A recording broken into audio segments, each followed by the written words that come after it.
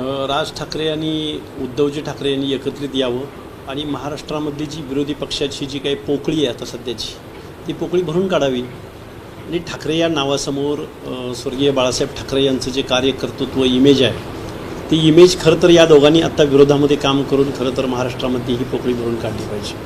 पण रोहितदादा पवारची म्हणजे शरद पवारांची राष्ट्रवादी आणि अजितदादांची राष्ट्रवादी ही वेगळी कधी आहे म्हणजे वेगळी मानतच नाही मी तर.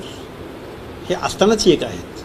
मग अजितदादा पवार विरोधी पक्षात येऊन काम करणार आहेत का रोहितदादा पवार रिकाम्या असलेल्या मंत्रिपदावर जाऊन काम करणार आहेत हे महाराष्ट्राला कळलं पाहिजे.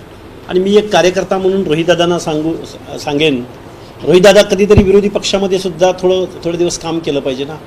लोकनेता व्हायचा असेल तर जनसामान्यांच्या प्रश्नावर लढलं पाहिजे, विरोधी पक्षात काम केलं पाहिजे. नेहमी सत्तेत राहाल तर मग गल्लीत गोंधळ आणि दिल्लीत मुजरा. तुम्हाला अमित शहाजींना जाऊन नमस्कार चमत्कार करावे लागतील.